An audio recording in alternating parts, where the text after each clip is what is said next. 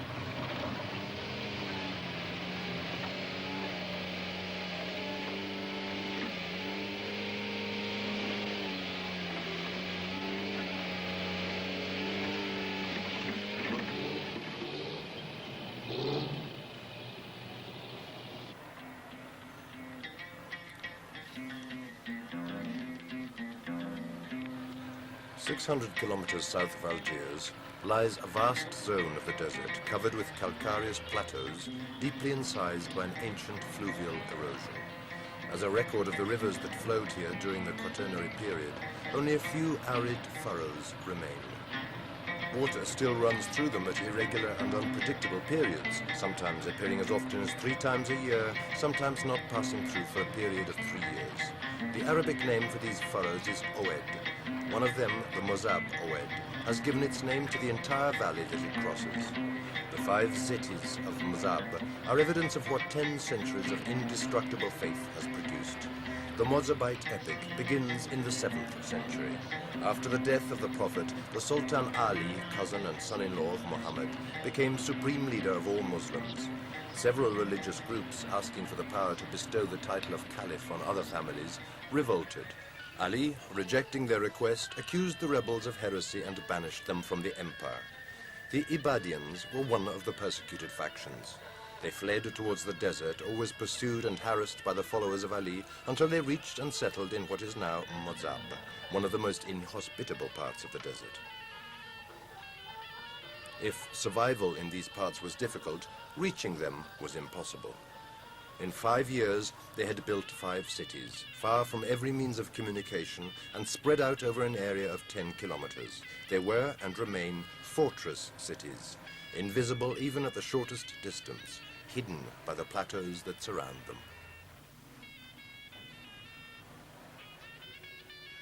Religious authority and political power among the Mozabites have always remained inseparable. Shir Bayot has been a spiritual leader in the community for several years. According to what has been handed down from our ancestors, we know that the Ibadians arrived here after the collapse of the Rostomidi Empire, which was destroyed by the disciples of Ali.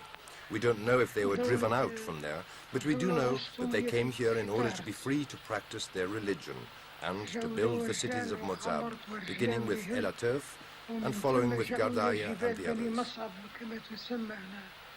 In the beginning, they cultivated the land, planting palm trees and digging up wells, water, of course, being their primary problem. Our existence has always been founded on the rivers of the Oued and on the rare rain that falls every so often. This kind of existence obliged our ancestors to help one another and to divide the land's resources equally. While some remained here to cultivate the land, others went out towards the nearby oases to do their business and then returned. It has been this reciprocal help, this cooperation, which has fostered our life here. And yet our fundamental strength has been our families, which have never dispersed themselves. They have always remained united and they have rooted themselves in our land.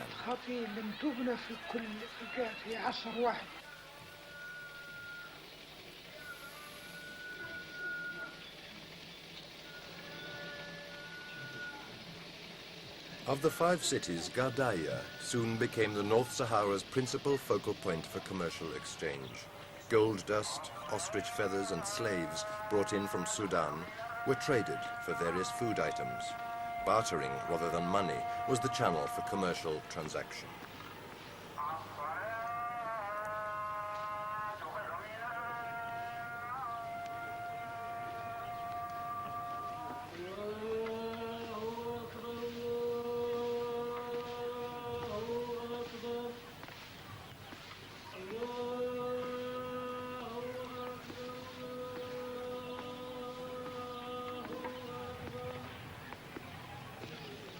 Before long, several Mozabite merchants reached Algiers and the coastal cities, and from there organized the caravans which connected northern Algeria with the Mozab region.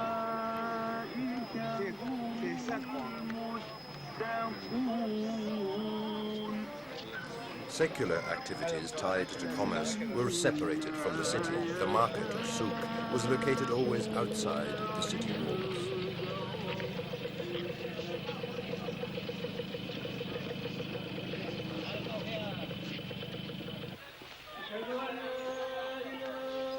The passing of centuries has not changed the general respect for religion's central role in the life of the community.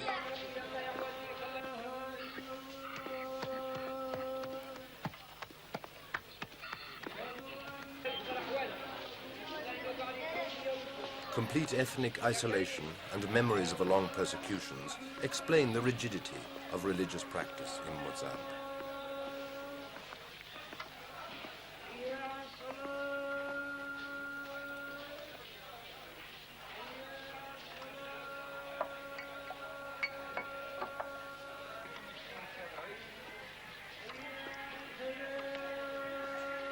The harsh conditions of life seem to encourage their pride in possessing a rigorous and immutable faith.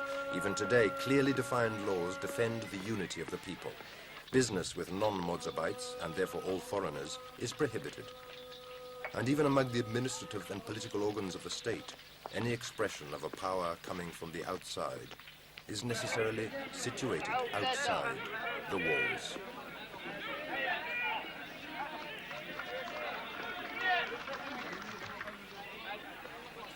The mercantile abilities of these people, esteemed throughout the Sahara, along with their perseverance, has brought a wealth to the 5 cities far superior to that of many other cities and oases of the desert.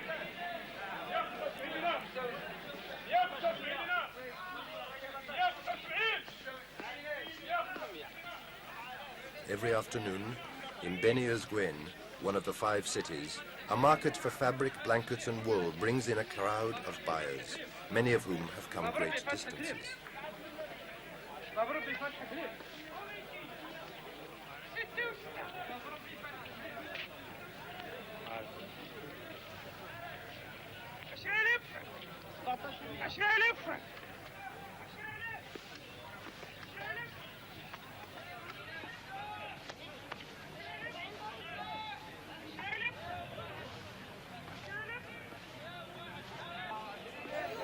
The price of the merchandise, however, is not established by the proprietor. Whoever wishes to sell advertises his product to the whole market. It is the buyers who then confer with one another and fix the price.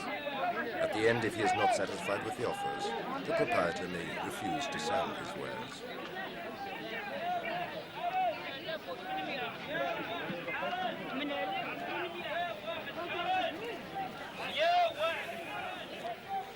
Because of its relative proximity to Algiers, the valley of Mozab has today become the second tourist center of Algeria without losing any of its commerce. And in recent years, the 5 cities have seen a rapid evolution in their customs.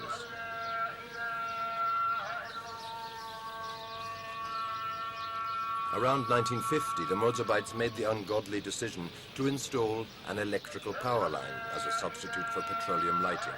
The new electricity not only increased the strength of this civilization, but gave it a power that had been always considered dangerous for its integrity. More recently, the people of these 5 cities have had to accept many changes and today live in an interwoven mesh of tradition and modernization. One of the most heatedly discussed issues in Mozab today is the role of women. As a child, the Abadian woman must submit to the cutting of her clitoris, and by the age of 12 is forced to wear a veil that covers everything except one eye. From birth, she is already promised in marriage. She is prohibited from going to the market, since it is her husband's duty to do the marketing. Polygamy is allowed in the Mozab area because it is believed that women outnumber men, and an unmarried woman is a danger to the community. She can bring about sickness and spread corruption. Sterility is considered a sin. In my opinion, my wife is a victim. When she was 14 and a half, they said to her, "You must marry him." She was not yet mature enough to be able to choose, to decide for herself if I was the right man for her. But since she was the model of a submissive woman, she said yes. And I too was forced to say yes, because I have always taken into consideration whatever my parents tell me.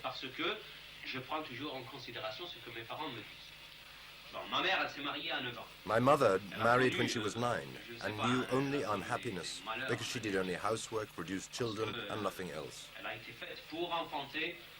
At the age of 45, she is practically a ghost. I don't want the same thing to happen to my wife. I tell her about contraceptives, of technical methods or whatever.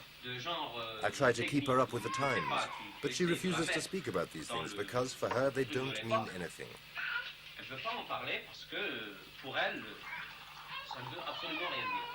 For her, they represent the unknown. Today, if you tried to live the way my great-grandfather or grandfather lived, it would be impossible. Times have changed. Life is 10 times more expensive and lifestyles have changed too.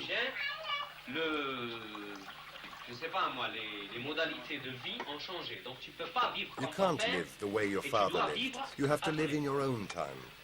And if you must live in your own time with a partner who has a medieval mentality, well then, my friend, it would do you good to emancipate her.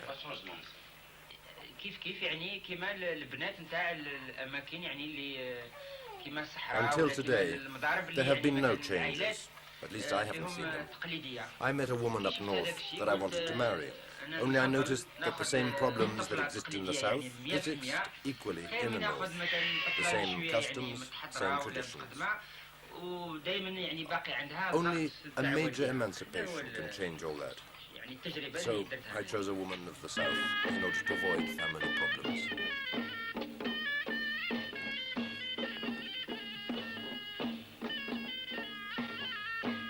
I don't want to be permanently tied down by tradition. I want to know things, I want to be modern. I'm beginning now, and I think that all women must begin. Today, a great number of women are modern. They go out, they travel, even alone. Personally, I travel alone, despite having to wear the veil. But as soon as I am outside of Gardaya, I pull it off with no problem. I would even take it off here, if it weren't for my respect towards my grandparents. I don't agree with something like this, but anyway, it's off as soon as I leave the city.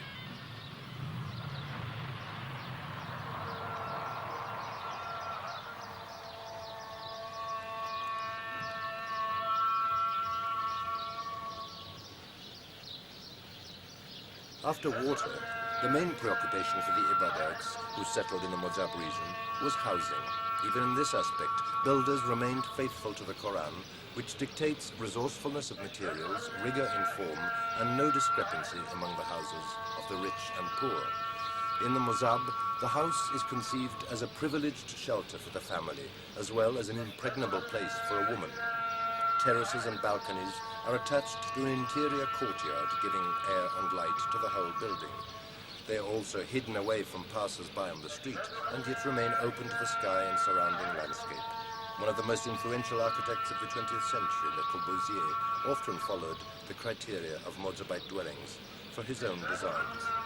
All the cities of the Mizab, the towers of the mosque rise above the ordinary dwellings, so that the muezzin's call to prayer may be heard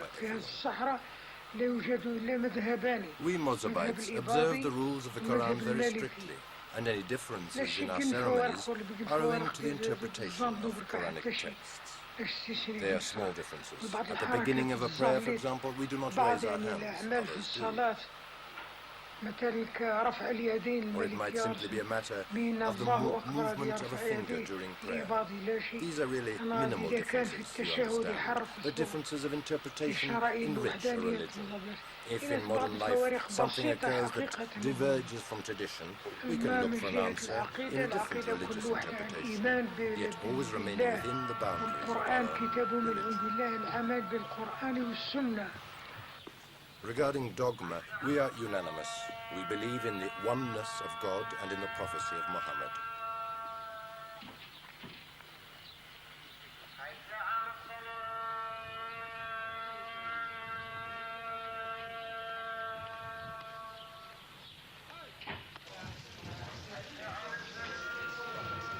I must insist, however, that the main thing that we are struggling with is the breaking away from ideas.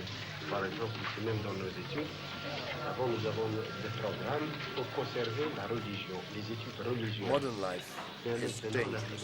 It represents the gradual victory of the temporal over the spiritual, and this displeases us greatly.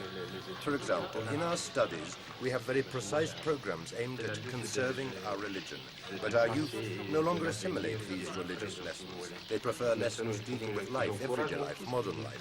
So the struggle of past with present is also one of past with future.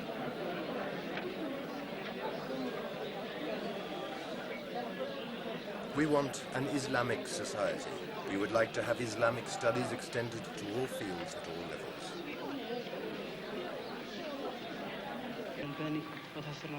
The Mosque of Gardaya, a political and religious center, also served as an arms depository and warehouse for provisions during the period of enemy invasions.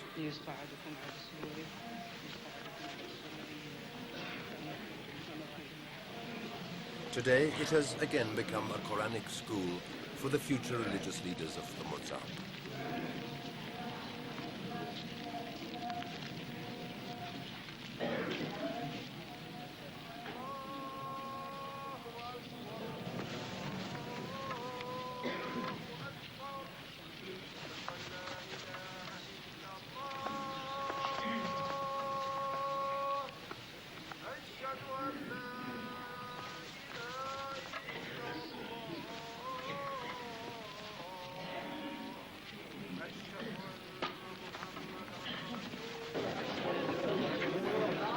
Today, as in ancient times, it is the Quran which dictates the governing laws of the community, despite the presence of an official government.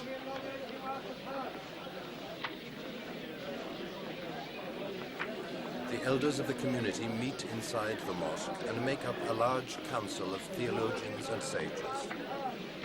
Although their function is to deliberate only on questions of a religious nature, from education to ceremony, they represent in reality the executive organ of power.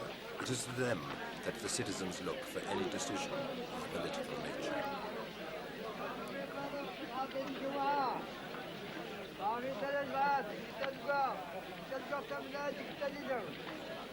Throughout the centuries, the Mizab has grown and strengthened into a theocratic society. By 1962, the year of Algeria's independence, the demands of the national state government had to be measured against the rules of a faith which was, in itself, a political power.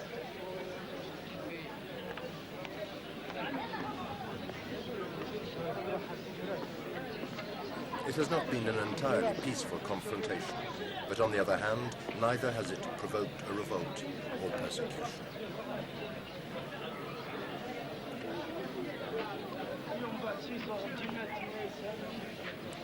At a time in which a great part of the Islamic world is experiencing a powerful and often uncompromising religious reawakening, the 5 cities of Mozab seem to present a possible solution, able to unite the sacred and profane through simultaneous respect for tradition and modernization.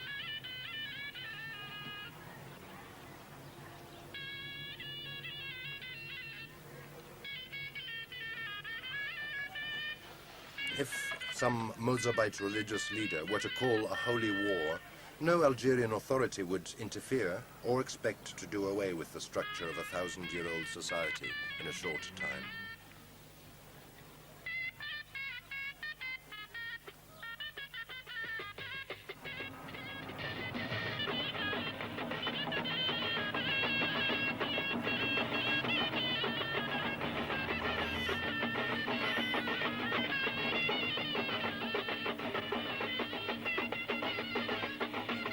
And yet perhaps certain understandings and experiments are possible only here, in a small isolated community defended for hundreds of miles by the solitude of the desert.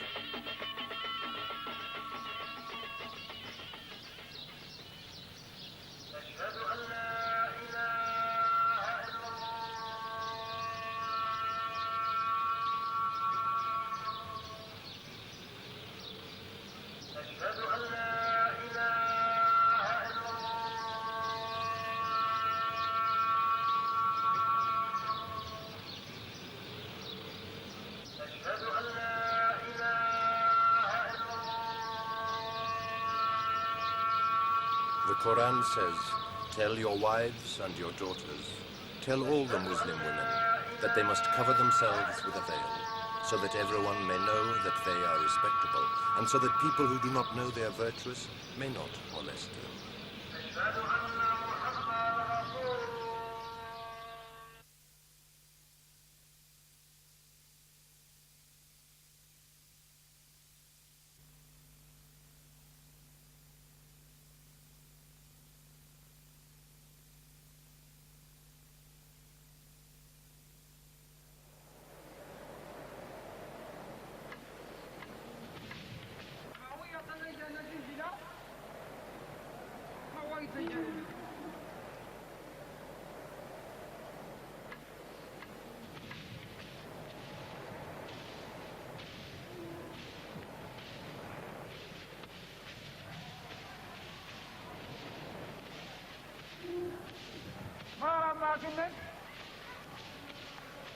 لكن وين الناس وصلوا وين كيف يبغى غنم نتقل ما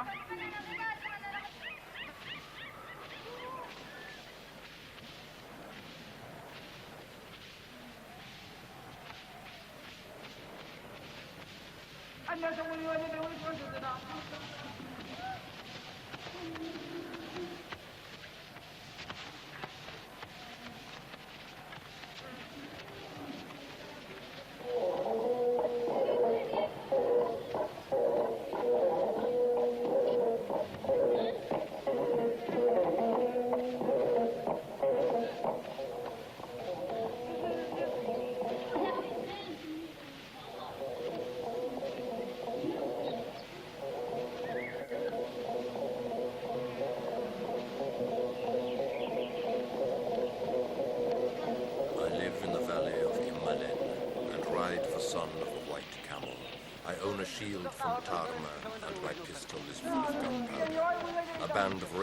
from Jerba, 10 elbows long, and a fabric from Sudan form the belt that passes along my back, supporting my tunic and encircling my being.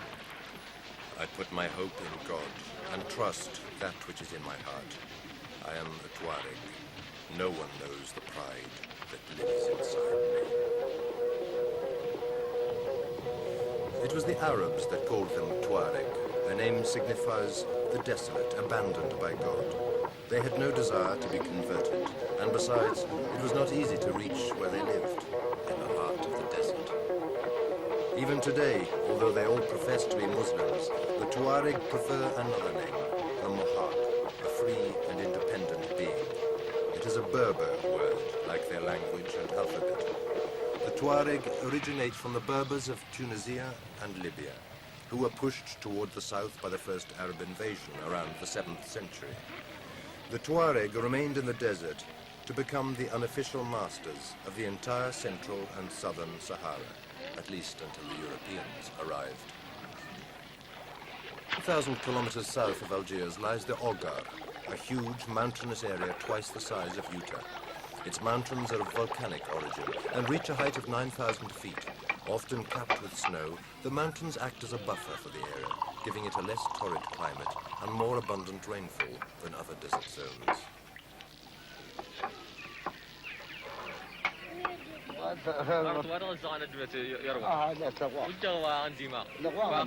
The guide to the Sahara refers to the blue men. We are also called blue men, though I don't really know what it means. Perhaps it's the dirt. We wear blue cotton shirts, and some of the color remains on the skin, because we aren't always able to wash ourselves here. There isn't much water. We arrived 2 months ago. Almost all of the encampments have come down from the plateau and have settled here, just a few days' walk from Dianet. One lives better near a city. I have a son who needs medication, and it's much easier to find it there. But to leave right inside the city would be impossible for me. When I go there, I lose my head. I don't have the money to live in the city. There, you need money to buy gas. Whereas here, when I must light the fire, I get on my donkey and go out looking for wood. And besides, we have not grown up in the city. We have always moved from one place to another, and we have accepted everything that God has given us.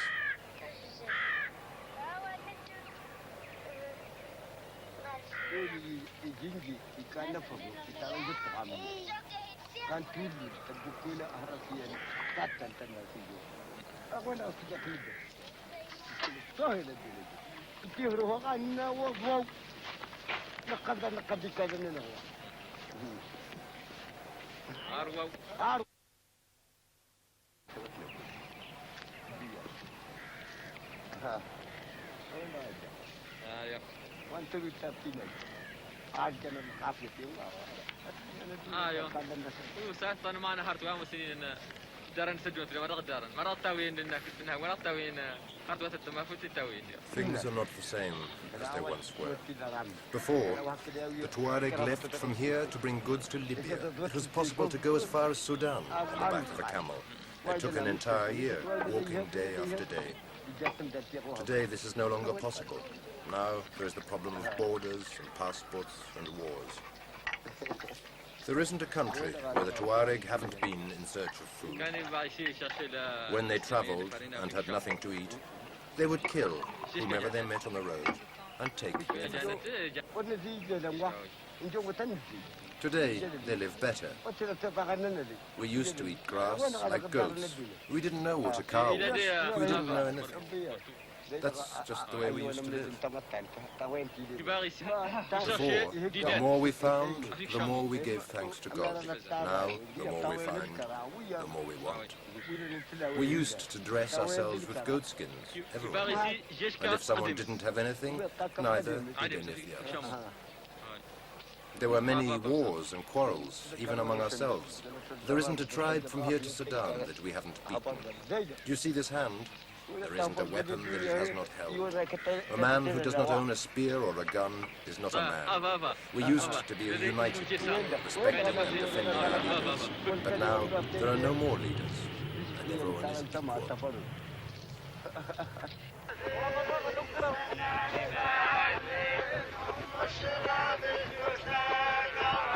Today, the Tuareg are subjects of the state of Algeria and have to respect the law of the government even in the borderless vastness of the desert.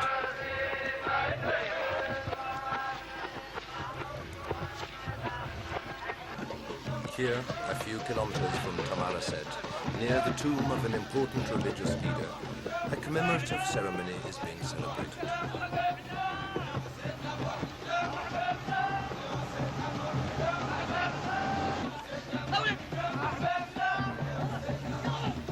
It is quite normal for travelers in this area to make a detour of several kilometers from the road in order to pay their respects.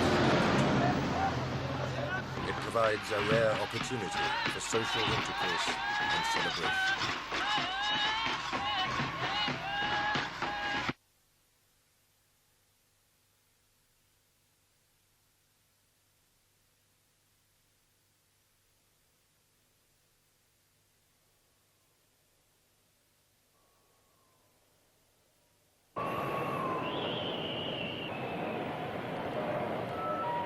Following the Trans-Sahara Highway, which crosses the entire Hogar, we travel towards an area still frequented by groups of Tuareg nomads.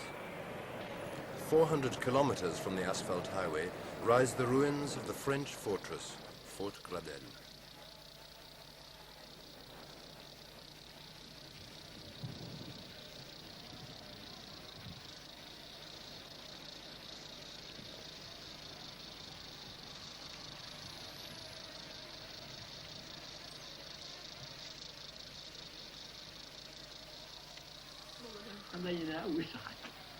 I am looking for my camels. They have disappeared and I'm trying to find them. I don't know where they are. I've been following their tracks for a week. There are 30. I know a man who has 300 and he is extremely rich. So, 30 camels are a lot. Without our camels, we cannot survive. It is the only animal that can survive in the desert. They can go 8 days without water, 8 days on the road without water. We are staying at the fortress because there is water in the well. When you travel in the Sahara, you must always know beforehand where the water is. This water is good enough for the camels and for us, but not for you. It's dirty. It wouldn't be used to drinking it. All we carry with us is a water bag. The tents have been left on the mountain at the encampment. I also carry a gun, but I have no cartridges to hunt with. Anyway, there's nothing left to hunt. There used to be plenty of gazelles in Hogar. That would be near the river after a rainfall. But man has killed all of them. The river is very dangerous when it rains. I once heard of a man who died because he wasn't paying attention. The water carried him away in a moment. But such is life. One day you're happy, the next you die.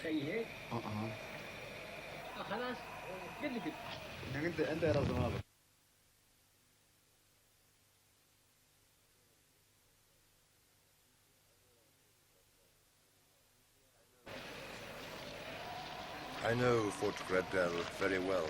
At the time of the occupation, we Tuareg were also in the French army.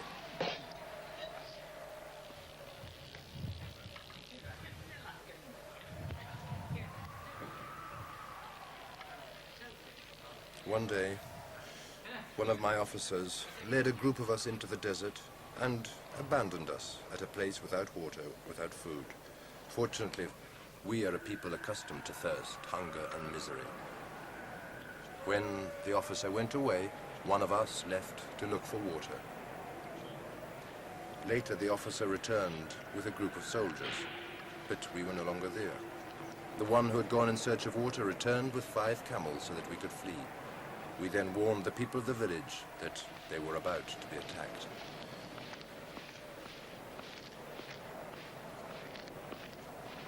This happened 5 years before independence.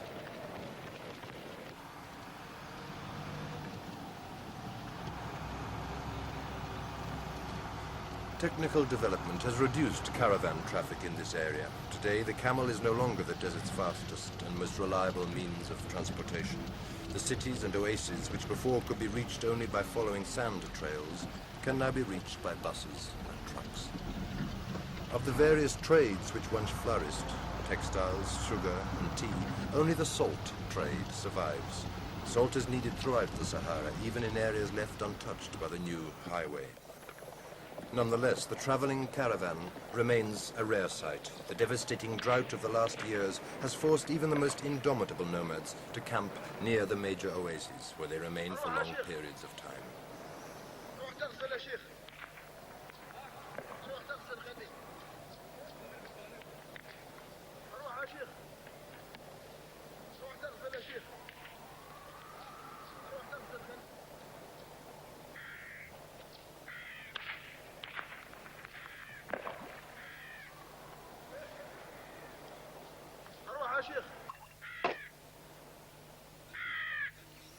Some have begun to cultivate the land there, while others raise goats and sheep and sell their products. Although Tuareg society is rapidly changing, the ancient traditions are still scrupulously respected. The tea ceremony is one of these. One drinks 3 cups of tea. The first is bitter, representing life. The second is an aromatic mint flavor, representing love. And the third is sweet, symbolizing death. When the host serves the last cup, the moment has arrived for the guests to depart. To leave before is a discourtesy and an insult. The conversation does not begin until the first cup has been tasted. To drink it means that the participants have reached the same state of mind.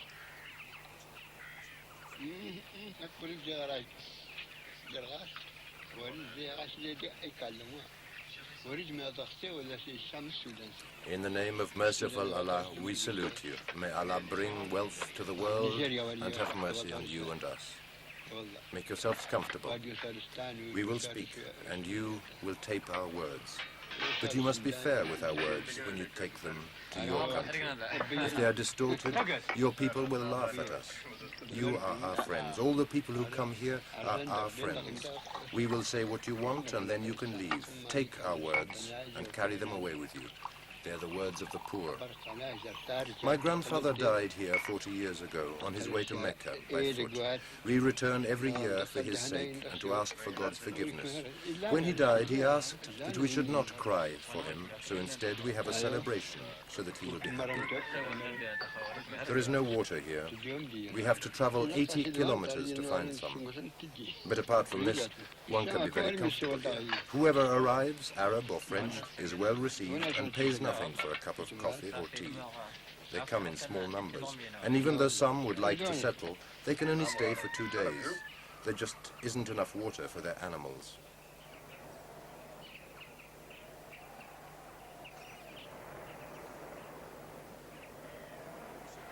Just a few kilometers from the Libyan border lies Janet, the principal oasis for the whole Tassili region.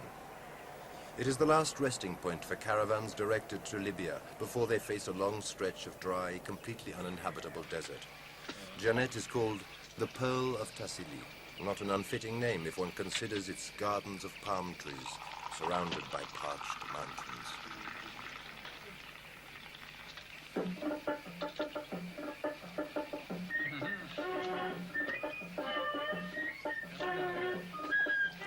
Tassili's ancient society is dying out, yet its 30,000 date trees signify a possible future for the Tuareg. In the past, cultivation of the land was reserved only for vassal tribes. A warrior caste collected tithes and had complete right of passage in the area. Since Algeria's independence, slavery has been abolished, and the land belongs to whoever works it.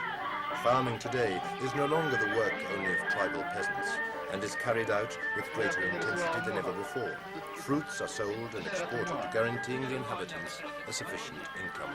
The river that runs nearby and the canals which bring water into the area seem capable of withstanding even long periods of drought.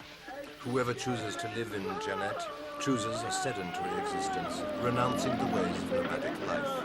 Remaining in one place means that the tent must be abandoned and a more stable, protected dwelling be constructed. If brick houses are not already there, the nomads live in huts made of many layers of palm leaves stuck together with mud and supported by stakes. Janet is also a tourist center, and many Tuareg earn their living through tourism.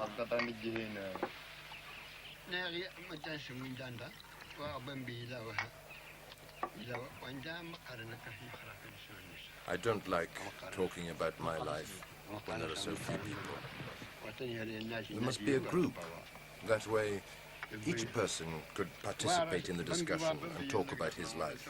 In a way, there's not need to talk much. I found work as a guide. I work at the Beaux-Arts and take care of the tourists that arrive here. Once, the minister came and said that all the guides had to have a place to eat and sleep, so that even if the tourists arrived in the evening, they would find someone here. The state is taken very seriously. The minister gave an order, and it was carried out immediately in a defined arrangement. Now, I have a big house and live very well. I live like an Amenokal, the leader of a tribe, even though they no longer exist. Everyone is his own boss now. Before, the Amenokal was like the king. He commanded everything. Now, there's the government.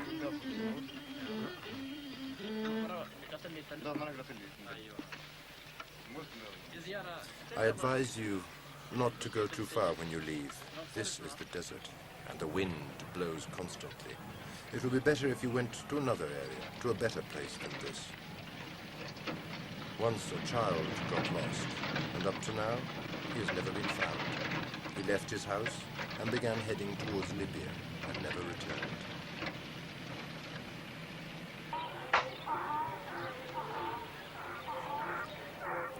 The Tuareg wear a veil of cotton which protects the head from the sun and keeps sand from passing through the nose and throat.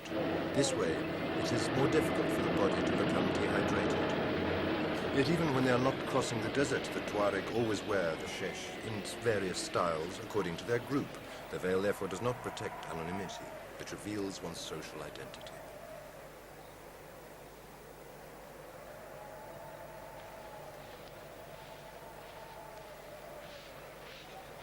Unlike anywhere else in the Sahara, the Tuareg women do not wear veils.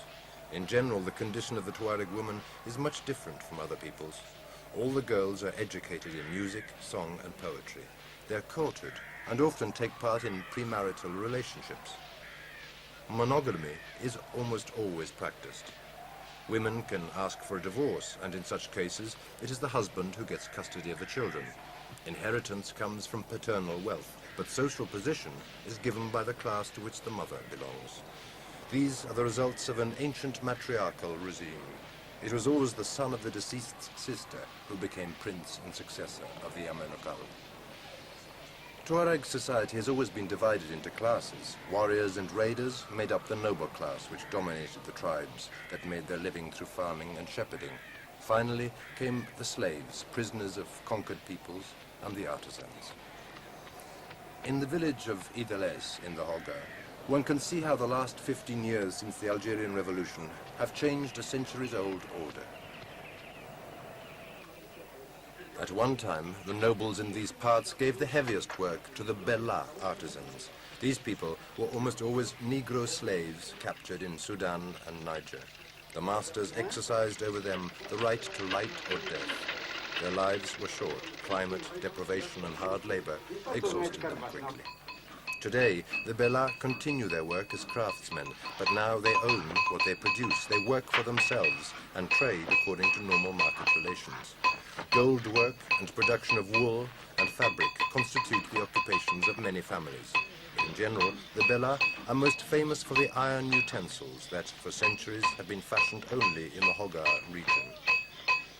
Furthermore, they have commanded a great deal of fear and respect, because it has been said that evil spirits dart through the fire, and only the Bella know how to suppress them with the working of their bellows. In a society that is becoming increasingly sedentary, the Bella utensils are growing more important for domestic life and the cultivation of the land. When the government launched its mass education campaign, the warrior caste refused to send their children to school and substituted them with the children of the artisan class. The Bella obeyed, of course, and consequently their children are now better informed and have more power than their ancient masters.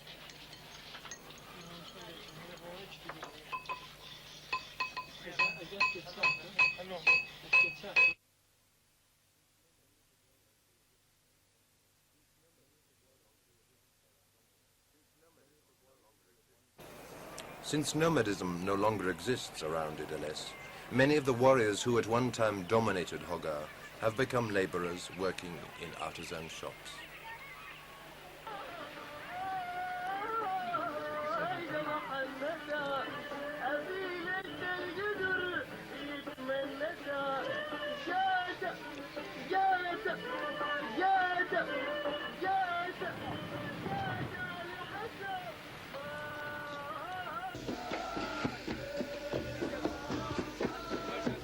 As with political power and commerce, So the control of religion is also reserved for a special group. All of the 500,000 Tuaregs spread out between Algeria and Mali, Sudan and Niger recognize the religious authority of the Marabout.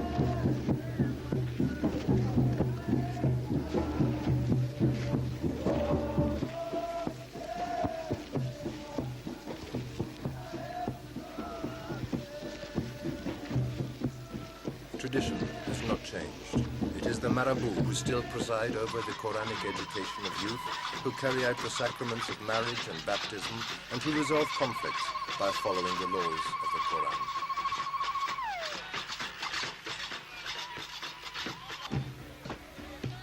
No ceremony is celebrated without the presence of a Marabout. Today, however, these gatherings are rare and isolated. They no longer involve entire tribes as they once did, but rather only a few family nuclei.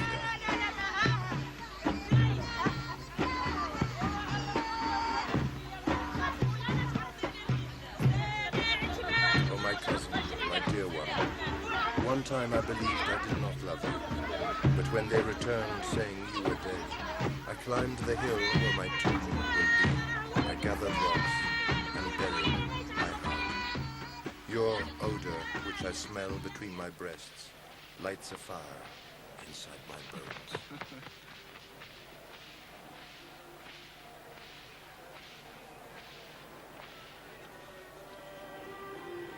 The difficult period which the Tuareg are living today, one of the most radical challenges in their entire history, has affected their most ancient celebrations and festivals, which are often transformed into tourist attractions.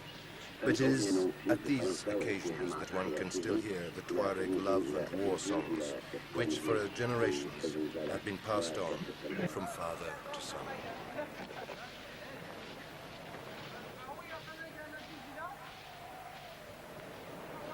I do not caress my own neck, nor do I follow all of my desires. I abstain from that which my soul does not approve. I never mix with fickle people who lack and will always lack intelligence. I do not go to a woman who has passed the night in the arms of someone who is deceiving her. I do not eat other people's leftovers and will never eat them. I do not dress in rags and shreds. Never will I mount an exhausted camel left behind and abandoned by some caravan. Instead, I mount a vigorous animal, which, when the camels depart, will carry me among them in the first line.